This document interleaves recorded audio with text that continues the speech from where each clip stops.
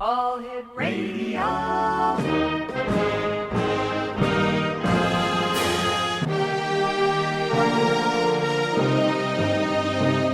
Welcome to the X Zone, a place where fact is fiction and fiction is reality. Now, here's your host, Rob McConnell.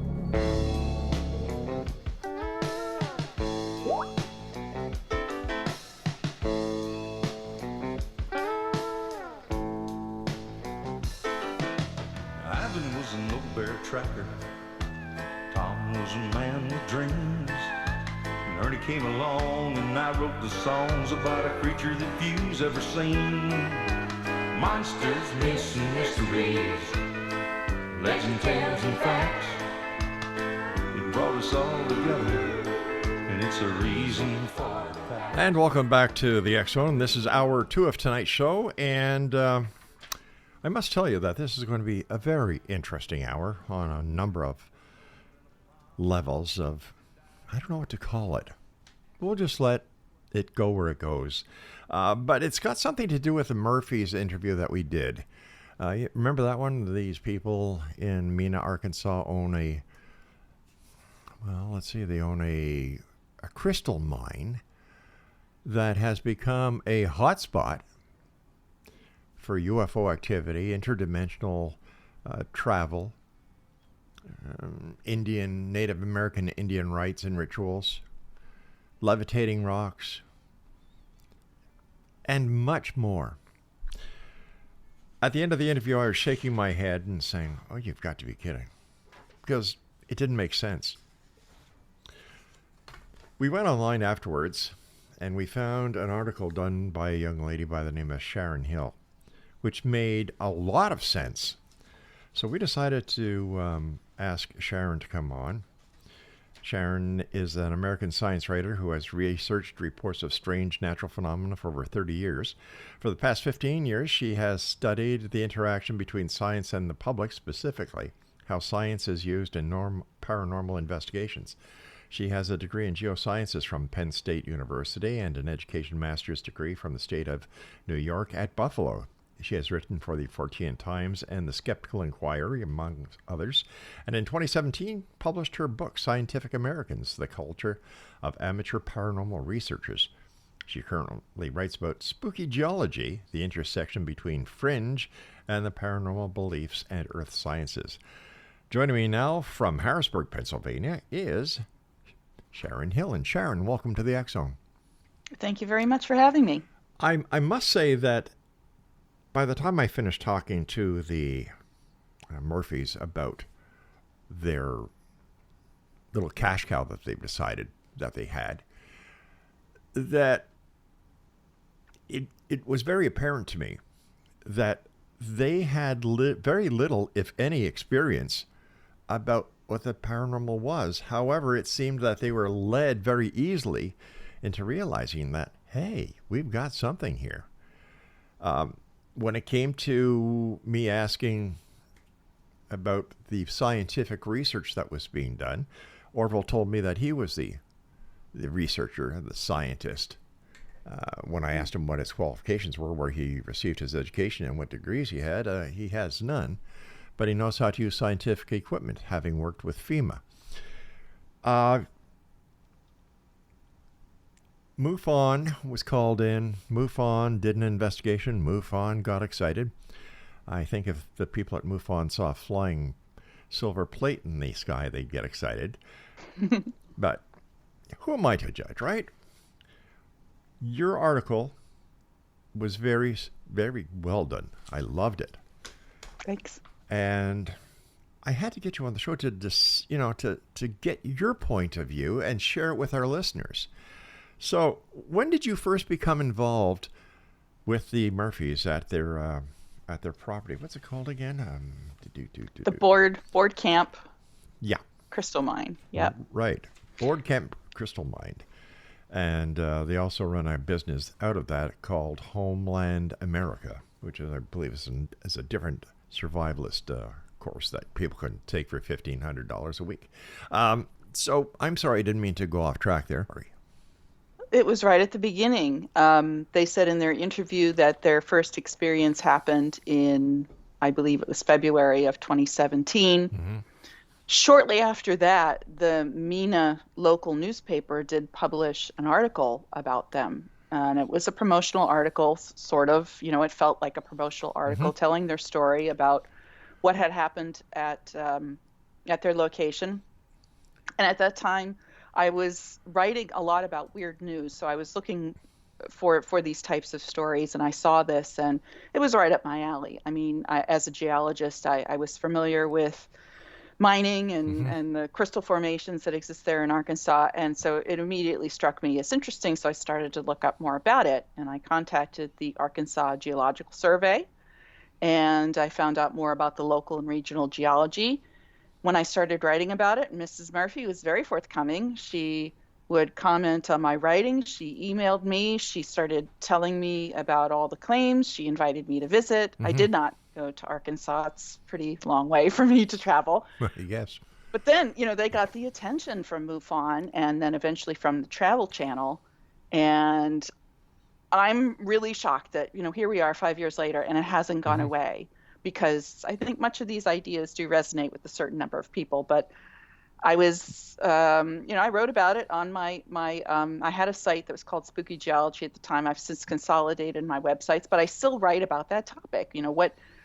What is happening at the intersection between paranormal and actual geologic science? And there's a lot going on. And this was a perfect example of spooky geology. Is it possible that this light emanating from the ground was actually caused by geological reasoning or geological events? I don't think so. There isn't anything that's in the ground that could cause that kind of light emanation.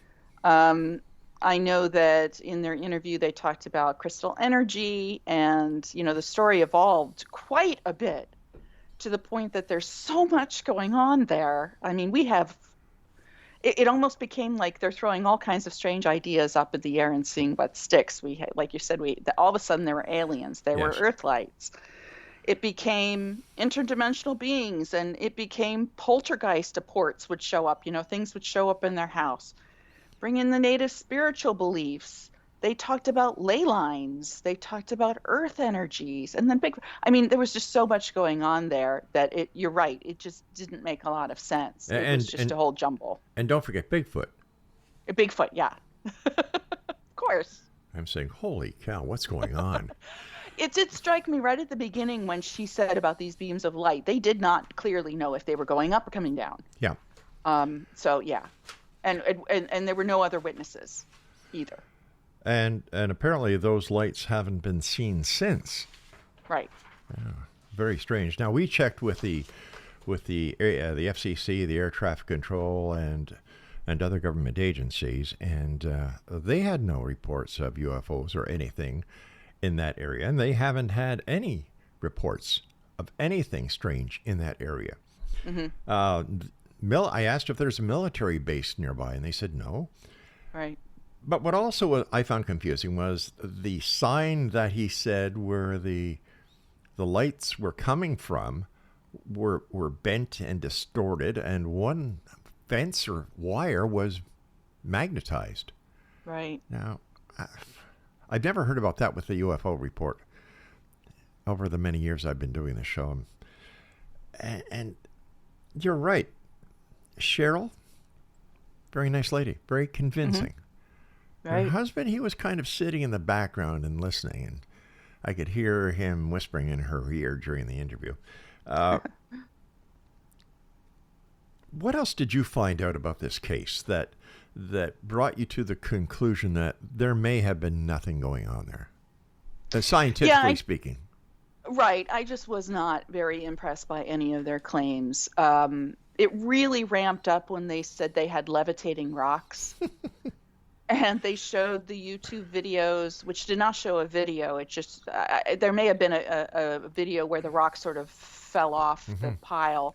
But I did have other people who looked at these videos and said, there doesn't seem to be anything in them that's couldn't have been faked or couldn't have been I don't want to say hoax, but it was just manipulated. It could have Right. been manipulated easily. Right, and I believe that these photos were taken by a trail cam, and it looked like they took certain parts of it, cut, edit, Right. edit, and then stitched together. Yeah, and you know what? There's nothing very mysterious about quartz. It's all over this area of Arkansas. It's not unusual for placement at this location. We know why it's there. There's still about 40 different quartz crystal mines in this region. There's nothing happening at any of them. So there's just nothing very special going on here geologically. Geologists had been there. They have mapped the site. It's not anything special. So there was just nothing in there that struck me as being interesting. And it just felt like a lot of empty claims. Right. When you were doing your investigation into it, was there anything that struck you really strange about the claims that they were making? What it reminded me of is the Skinwalker Ranch scenario. Oh, big time. Yeah, I mean, it was just like everything's going on in this place and all sorts of different things. And isn't this amazing? And scientists should come and look at it. And that was the impression that they gave to me. They're like, well, you're a scientist. You should come and look. You should come and investigate here. We'd be happy to have you. Come and investigate. How do I know that if I went there, they wouldn't do something to make a situation for me? Maybe they'd have somebody in the woods with a flashlight, which is what some of their videos look like. Exactly. Just somebody in the woods with a flashlight. How do I know that they weren't going to pull something like that on me? Science means that you have a controlled situation and you want to, figure out what's going on. Well, if you can't control that situation and there's potential for somebody else to be out there trying to, pull faster on you, that's really not a good situation to be in, because you really can't make a good conclusion based on one or two visits. So to me, this felt very odd and uncomfortable, and there was no way I was going to go down there and investigate for anything like that. But like I said, I did contact the Arkansas Geologic Survey, and they said, we found nothing unusual. No way. There was nothing to indicate that anybody but the Murphys and maybe some of their guests were experiencing this. Yeah. Interesting. If there's something like that, activity like that, then I would have thought they would have taken one of the many trail cams that they had and still have around their property and focus it on this one spot. And you and I have to take our break for this first part of the show. Please stand by. X-Zone Nation, my guest this hour is Sharon Hill. And we're talking about geology. We're talking about anomalous natural phenomena, science and society, science education, geology, mining, paranormal beliefs, and much more. And if you'd like to find out more about our guest this hour, visit her website, SharonAHill.com. I'm Rob McConnell. This is the X-Zone. We'll be back on the other side of this break. Whatever you do, don't go away. And you're listening to us here on Classic 1220, streamed on classic1220.ca.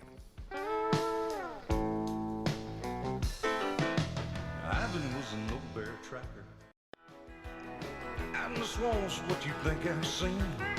Something strange, Sasquatch sitting on the cypress knee, and he was talking to Moccasin Joe. Well, the party they gonna have out in the St. John swamps. The Sasquatch doing a brand new dance, and he called it the Bigfoot Stomp.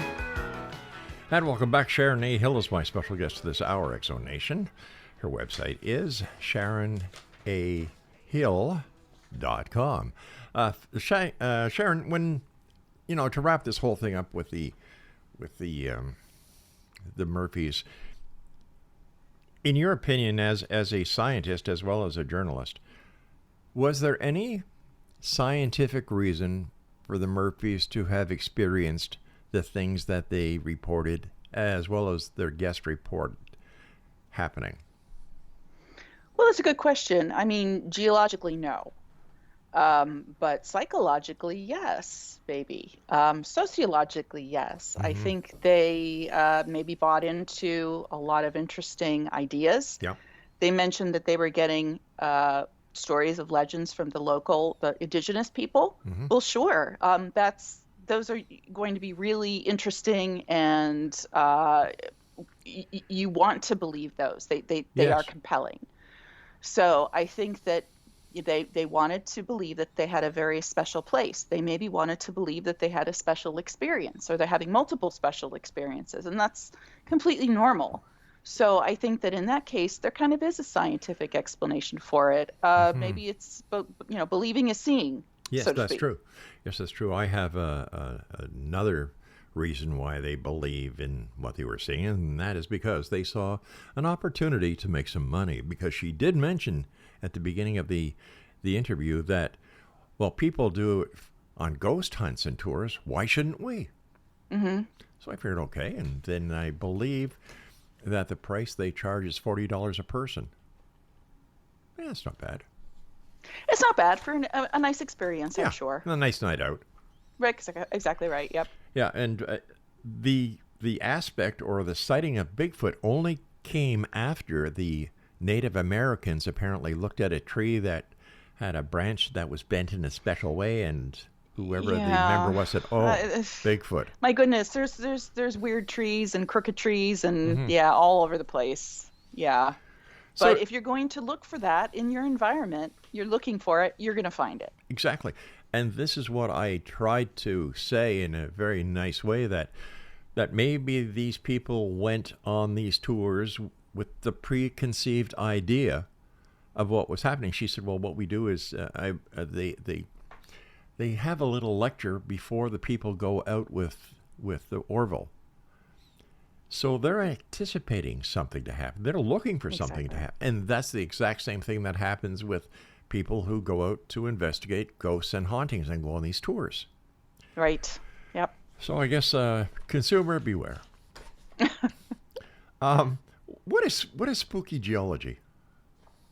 So that was my name for the intersection of topics that have to do with geology, Mm-hmm. but also are related to paranormal beliefs or mysterious earth phenomenon, anomalies, various weird ideas about rocks of the earth. So it encompasses anything in geology that's related to fear or abnormal, paranormal, supernatural. And it turns out there's tons of topics that are like that. I have to ask you, as a geologist, is the world flat? Because there are people out there who have started up the Flat Earth Society again. Yeah, I have some pretty strong beliefs about that. Obviously, the world is definitely not flat, but I think that the reason why people enjoy believing that is probably more social, because they're upset with society. They don't trust the government. They don't trust authority. And they're looking to be in the know about some things, or to feel that they know something that somebody else doesn't. And that's at the root of a lot of conspiracy theories. And I've looked at the social nature of the Mm-hmm. Flat Earth Society, and it's a way for people to feel like they belong to something special. Something special. Yeah, Yeah, well, I guess that could apply to all the other conspiracy theories as well. it does. Yeah. Yeah. But do we live in such a society that people actually have to believe that these conspiracies are real? Yeah, it's a little disappointing, because as a scientist, and I've always been interested in nature and science, and it's my personality to be analytical, and it does bother me when people live their life with magical thinking, because it may get you into trouble along the way. And it is sad that people can't experience nature as it really is, and they have to invent things about it or invent fictions about it. And I think that's kind of sad, because I think nature is pretty cool as it is. You don't need to invent anything. You wrote an article for Skeptical Inquirer over in Buffalo. Amateur paranormal research and investigative groups doing sciencey things. Yeah. I call them, armchair quarterback investigators who really don't know what the hell they're doing, but they like to talk about it. I call them scientist cosplayers, because they especially the ghost hunters, they do dress the part. They will come to your house and tell you that they're professionals, and they really don't have any scientific training. And as part of my thesis work for my master's degree, I looked at all of the paranormal investigation groups that were happening in the U.S. at that time, around 2010. There was over 1,000 of them. Well over 1,000. I could barely count them all. I just counted the ones I could find on the internet. And this is 2010. And yes, this is in 2010. Okay. So really at the height of this push to be like the ghost hunters, or it was prompted by Most Haunted in the UK, a TV show, and then it was over here in the US with Ghost Hunters and subsequent other programs for various age groups, college age or younger, and people saw these TV shows and they're like, I can do that. I don't need any training. I could just read a book or watch a TV show and I could go out there and do this, and they did. And they used jargon and they used blinky equipment that didn't really do anything, or they used just regular environmental anomalies and called them ghosts, or worse, they called them demons, which can get into some ethical issues too, where they really did scare some families into thinking that they had demons infesting their house. And they were believed because people don't really know a scientist, or they don't really know how science works. So if you can fake it, sometimes people do believe. And I that was quite upsetting to me. I really don't care what people believe. That's fine. But when you pretend to be science, doing science, or making a scientific claim, then I get kind of angry because you didn't do the work. And you're not actually using the process. You're faking it, and you're faking it to the people who are trusting you. One of the issues I have with these paranormal investigators who go in and make claims about what they found is that they can cause psychological damage to the people who are in that house, because they're telling them, yes, your house is haunted, or yes, there's a demon here. Yeah. That's dangerous. And it is. It's also, it's like, if you classify yourself as a member of the military and you're not, it's called stolen valor. Well, I think that this applies within the paranormal community as well, because a lot of these people, like you say, have no idea what the scientific method is. And then when you challenge their authority and their experience, they say, well, science is all part of conspiracy. They told me that when I would approach them and say, what are your qualifications for doing science? They say, well, we're methodical and we're careful and we're measuring things with equipment. That's not how it goes. That's not how science works. You have to be a bit more diligent than that. And what I really was afraid of was that they were dealing with some people that may have had mental illness, yes, or psychological problems themselves, and they could potentially be making it that much worse. As you don't like them using the name science or claiming to be scientists, I was a former police detective, investigator, and when they call themselves investigators, the hair on the back of my neck kind of stands up. Like, we went to an academy. We had to take courses. We weren't just put into a police car with a badge gun and say, okay, there you are. We didn't watch, Hawaii Five-0, or what's the other one that there was out there? Or Columbo. There was a real great one, eh?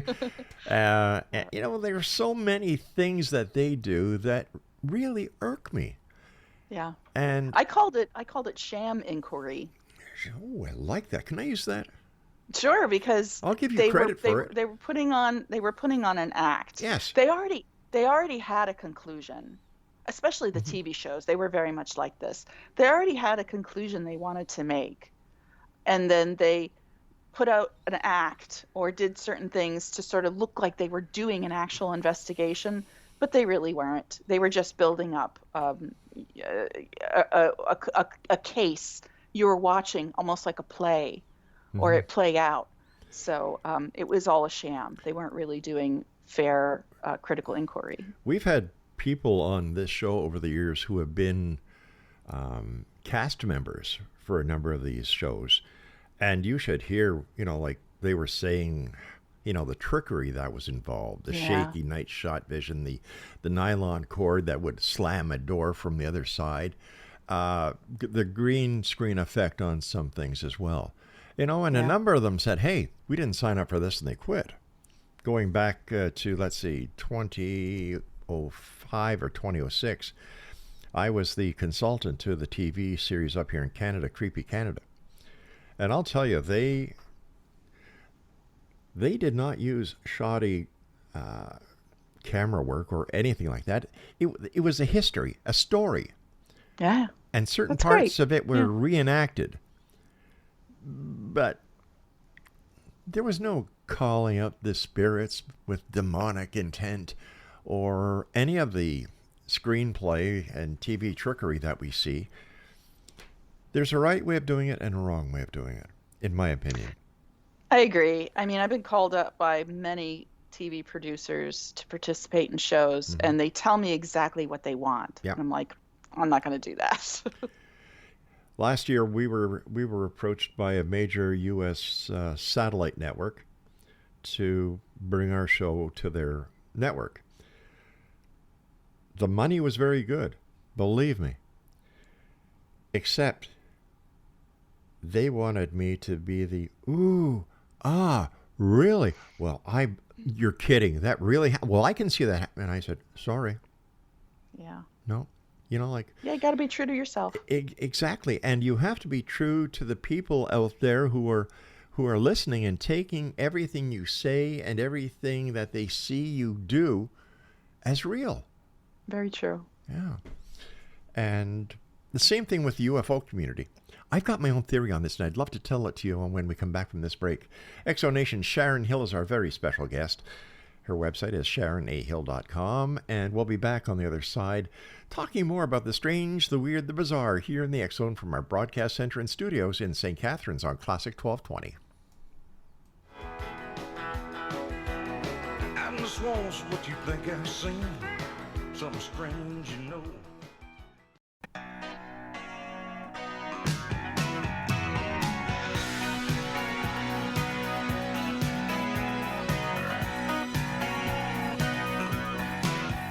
I was walking down a one-way street, just a-looking. And welcome back to the X Zone. I'm Rob McConnell, coming to you from our broadcast center and studios in St. Catharines, Ontario, Canada, on your hometown radio, Classic 1220, and streamed around the world on classic1220.ca. My guest this hour, the final hour of tonight's show, is Sharon Hill, and her website is sharonahill.com. Sharon, I've got this little theory. It's about UFOs. I believe it's the UFO community itself who created the UFO conspiracy, because if the UFOs are finally put to rest, they're out of a lot of fun. They're out of a lot of sightings. They're out of a lot of money being made on books, videos, and so on. So as long as this conspiracy is kept alive, that is being perpetrated by the UFO community, they're doing great. Yeah. I thought for sure UFOs were done around 2017 or so, and then they make this huge resurgence again. Yep. You just never know what's going to become popular and what's going to come back into vogue again, and people get really into it again. Yeah. I have an issue with these whistleblowers. Yeah. Because if these people who are whistleblowers are part of the military and they take an oath to protect their country, to do this, that, and the other thing, and then they decide later on in their career to do what they say they wouldn't do under oath, how people can take anything they say as real. Yeah, I'm not one for eyewitness testimony. You have to take that as a grain of salt. But what we're hearing lately is almost like totally hearsay. They're hearing it from other people because those people told them so. We're getting no good evidence. That's exactly what David Grush did at the congressional hearings. Exactly. He himself had never had a UFO experience. But all these people who told him about the bodies in what was it, Hangar 38 or 84, I forget, and this Tic Tac. Yeah. Well, my question would have been, why would the United States Navy send up 2 interceptors to home in on a UFO without arming the aircraft? Like all they had was a wing camera? Mm-hmm. Why would they send up an aircraft, an interceptor, without any armament? That made no sense to me. Yeah, a lot of this doesn't make any sense. Do you remember the story about Roswell? Yes. Okay. Jesse Marcel, the base intelligence officer, he goes out to Mark Brazel's ranch. Mark Brazel shows him the debris field. Jesse Marcel takes the debris, puts it in his Jeep. By him taking the debris, he's putting it into the custody of the U.S. government.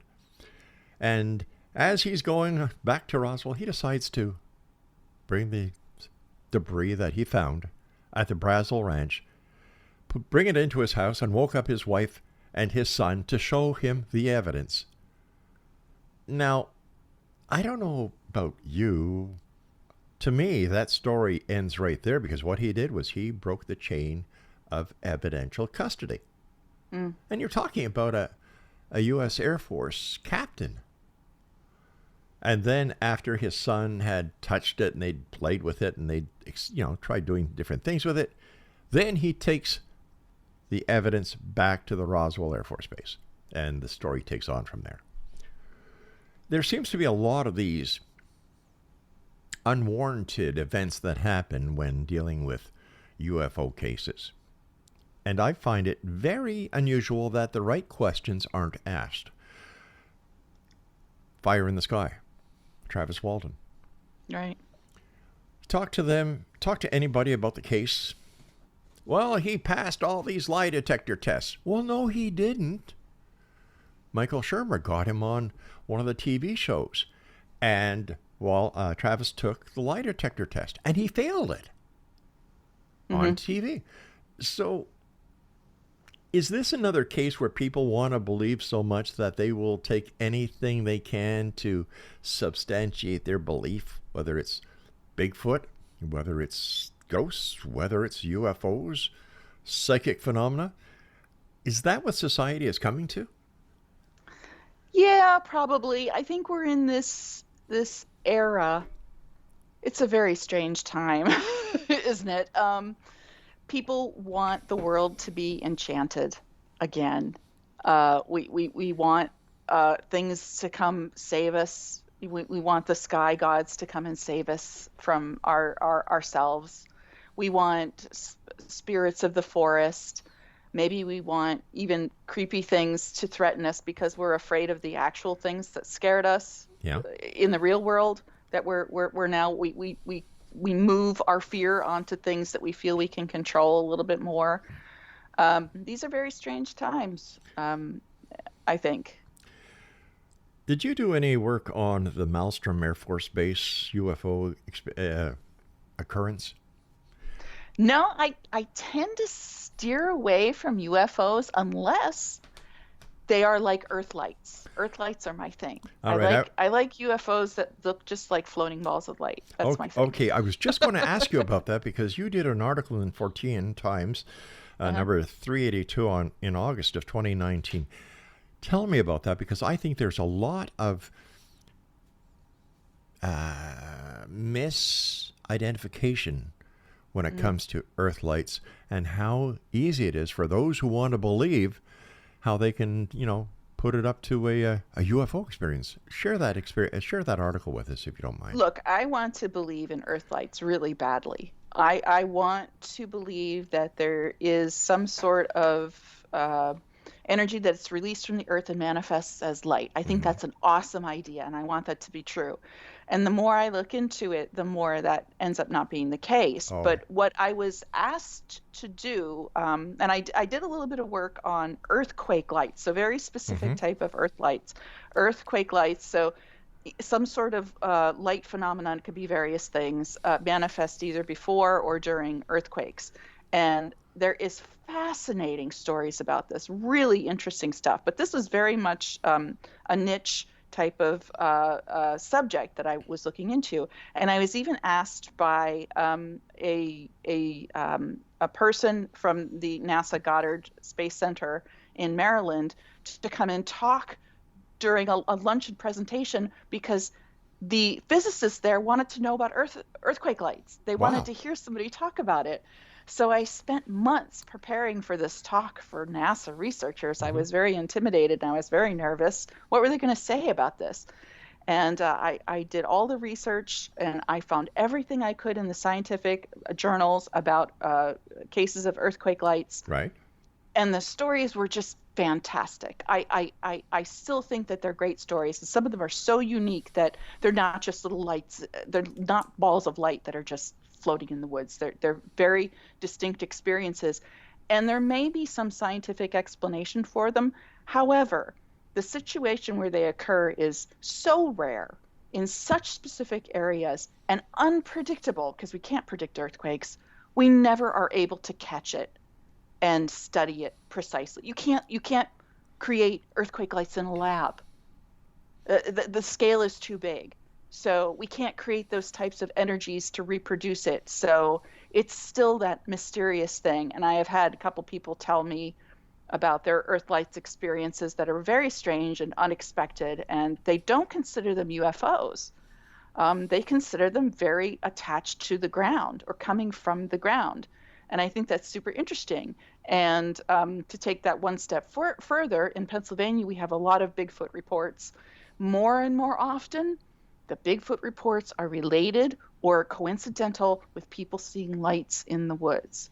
Is Bigfoot using flashlights? I don't know, but something interesting is going along where people are starting to get the idea about Earth lights and they're seeing them more often, or as we talked about previously, they may be primed to see things and that's how they're interpreting them. So a lot going on with Earth lights. We're hearing more and more stories about Bigfoot being connected with UFO sightings. And I don't know what to make of it. Is it because at times the UFO community seems to slow down? Sightings go way down and they plateau. Then they associate something else with possible UFOs. And boy, the interest in UFOs starts spiking again.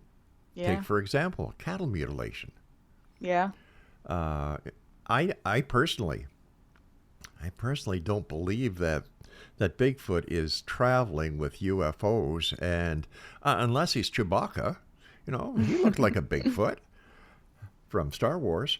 Right. It seems that each and every time when you think that you finally have some sense coming back into the world when it comes to UFOs, something spikes again. And Yeah. it seems like a cycle. There's no specific date or time when this is going to happen, but it seems to be a cycle. I want to know if UFOs are real and we're being visited by extraterrestrials, if they have the knowledge and the ability to traverse space and time from one end of the galaxy to the other end, wouldn't they have the ability to take one cow and harvest whatever they want and then, genetically reproduce it? Why cows? Exactly. Apparently, now, I was speaking to a guest the other night, and I can't remember who it is right now. They were saying that cow blood can be used in humans. And I don't think so. Yeah. And, I'm sorry. That didn't make sense to me. And then they were saying that other parts of the cows that were being harvested were being used for embryonic sacs, where the aliens would take the fetus out of a human and put it in this artificial embryonic sac until the human fully developed. Now, this is just the other night. Come on, guys. Here we are in the year 2024. It's fun to speculate and be imaginative about these types of things. And that's fine, but it is dangerous when people start believing those things. We need some critical thinking for that. I mean, everybody have seen a UFO. We've all seen a UFO. Yep. We've all seen something in the sky that's unidentified. That's a great question. The question should be, what is it? That's right. Not conclusion that aliens are visiting us or whatever. There could be something more interesting. up there for sure. And I'm all about that. That's fine. Let's find that out. You and I have to take our final break. Please stand by. And Exonation, our guest this hour, is Sharon Hill. She has a great website, Exonation. Go there, but intend to spend hours. SharonAHill.com. I'm Rob McConnell. This is the X Zone, a place where people dare to believe, and we all know that's to be the truth. And we also have people who love playing the music before it's supposed to come on. And I'm not going to mention your name, Craig, but thank you for that.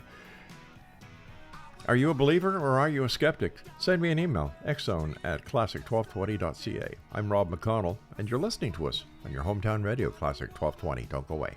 Always looking for a man. Now I'm hoping.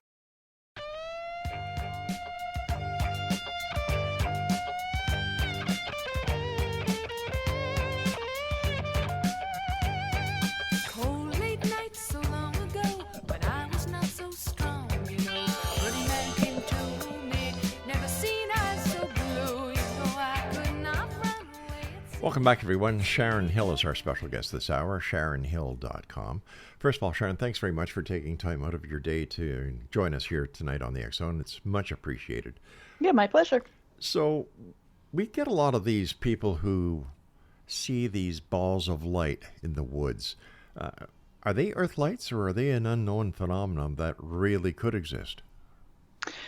So Earth lights is an idea that's been around for a really long time. Back in the 70s, Earth mysteries, I'm using air quotes, was a big deal. So it related to things like anything that came from the Earth. So it could be standing stones. You know, there was these areas where there were mysterious standing stones put there, or they could be ideas about dowsing or ley lines or earth energies and stuff like that. And that seems to be coming around again. Like I said, I love the idea of earth lights, and some people relate them to, you can relate earth lights to UFOs that are related to ley lines that are, I mean, you can relate all these things together, because at one point somebody had all these ideas mushed together about UFOs traveling along ley lines and things like that. It was great. There's a whole lot of interesting historical paranormal ideas out there.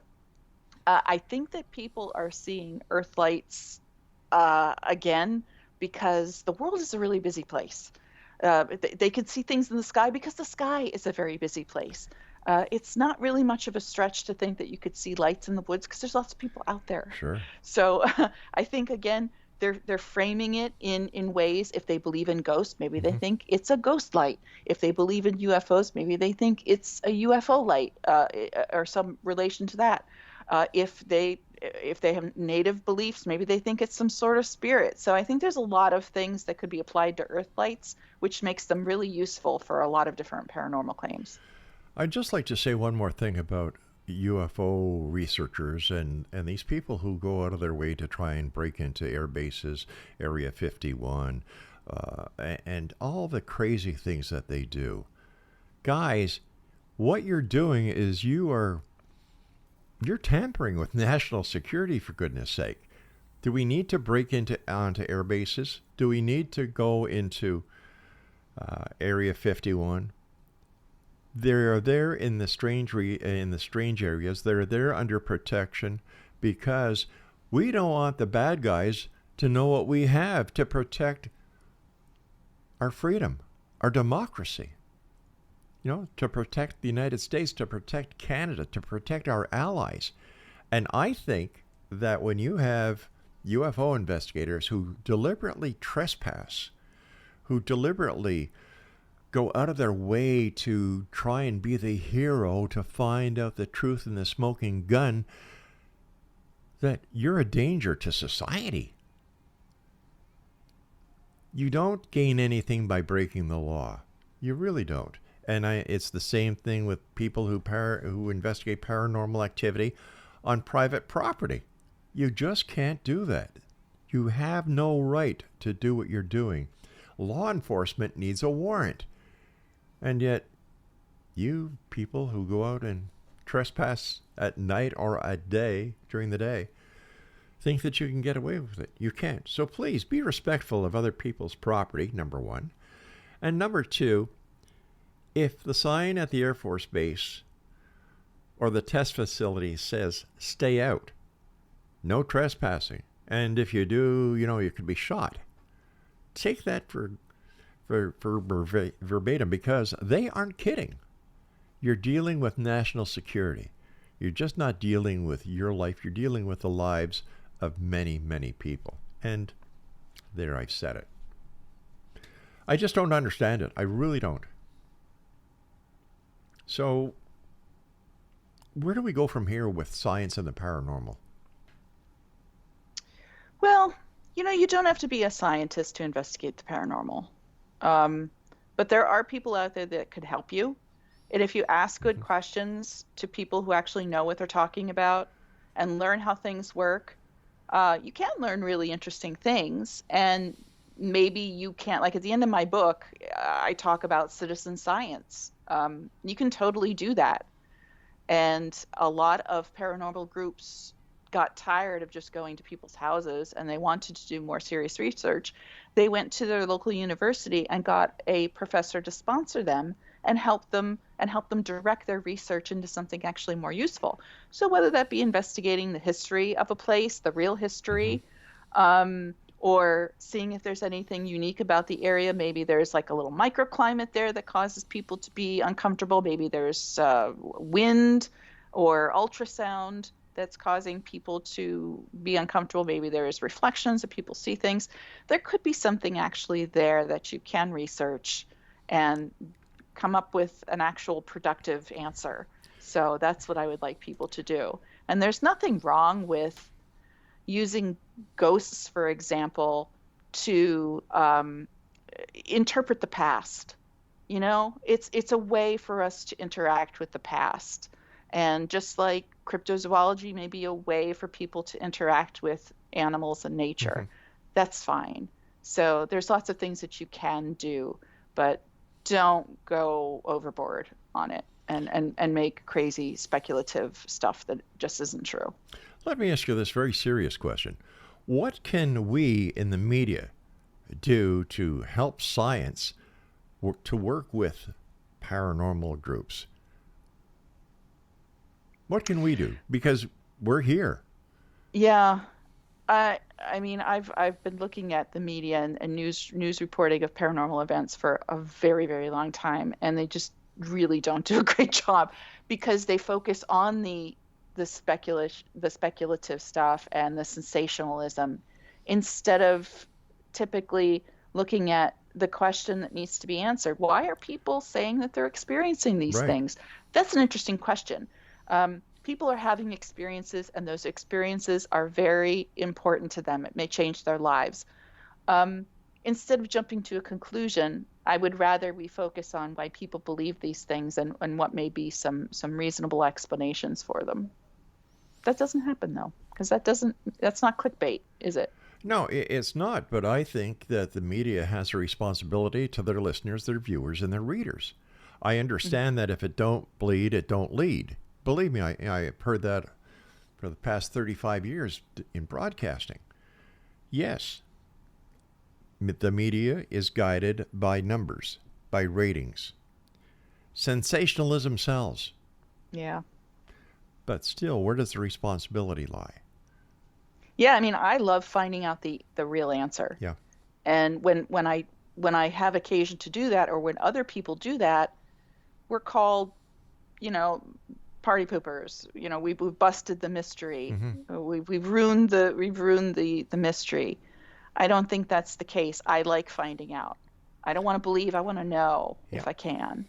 And so that's kind of the way I pursue my research. And not everybody likes it.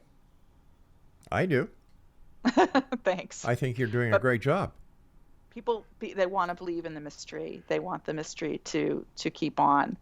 And like I said, I want to know. I want to find out. Listen, that just leads to better questions, too. It does. I've been doing this show for over 30 years. People call me a skeptic. I've been called a government agent.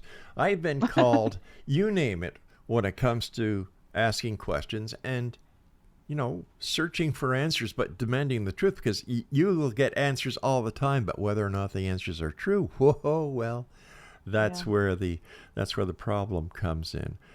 But there are people out there like you, Joe Nickel, and a group of others who are bound and determined to do their best to get to the truth, to get to the answers, to get to the explanation. My goodness, like I said, I've been doing this for 30 years. Plus, I want to believe. I want to believe, but I want to see the evidence. I want to see the proof. I don't want to listen to somebody say, well, a friend of a friend of a friend of a friend of a friend of a friend said he saw Bigfoot. Or a friend of a friend, and this goes on, abducted by aliens. Where's the proof? Do you remember the old Wendy's commercial?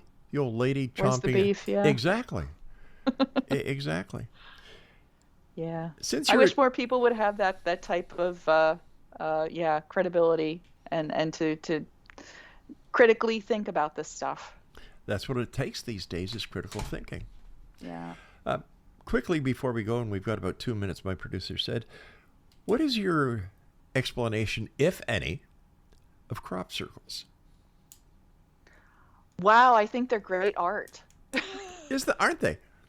I love them. I absolutely love when a new crop circle turns up because they're so imaginative. They're so interesting. Somebody is out there doing a great job, and more power to them, other than the poor farmer who may lose, some of his crop.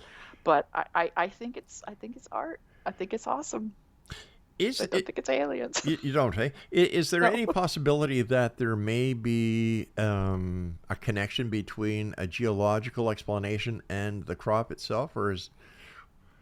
No, huh? No, I don't think so. I think they're too detailed and sometimes mathematical. Mm-hmm. They're so perfect. Yeah, they are. That it doesn't really have anything to do with, the geology or anything. I think it really is, let's celebrate the people who could do this fantastic thing. That's my view. So you're breaking my heart here, because I thought they were messages from the aliens giving us the answers to world peace and feeding the poor, and that they're coming soon, but I guess not, huh? That would be great, because I think we could really use some help. Oh boy, truer words were never spoken. Then do you remember hearing that NASA could never take a picture of the back of the moon because they lose the feed? Yes. Okay, I found out why. Because on the back of the moon that we can't see is a big sign that says, "Earth ahead, turn back now." That's a good one. Yeah. Sharon, I want to thank you so much for coming on. And if there's any time you'd like to come on and share something that is new with you that you think the listeners would love to hear, a scientific viewpoint, let me know. We'll get you right back on. Awesome. You take care of yourself. Really nice knowing you, and thank you for all the great work you do. Thank you so much, Rob. You have a nice evening, Sharon. Bye-bye. Exo Nation, my guest this hour has been Sharon Hill, and her website is sharonahill.com. And she's got a list of articles that she's written for. And I'll tell you, it's been a refreshing hour here in the X Zone. I'll be back tomorrow night at 10 o'clock as once again we cross the time-space continuum to this place that I call the X Zone. It's a place where people dare to believe and dare to be heard. And we're heard Monday through Friday, 10 p.m. Eastern until midnight, right here on your hometown radio, Classic 1220, and streamed around the world on classic1220.ca. So until tomorrow night, my friends, always remember to take care of each other. Hug your children, tell them they're loved, and always keep your eyes to the sky and your heart to the light. Good night, everyone.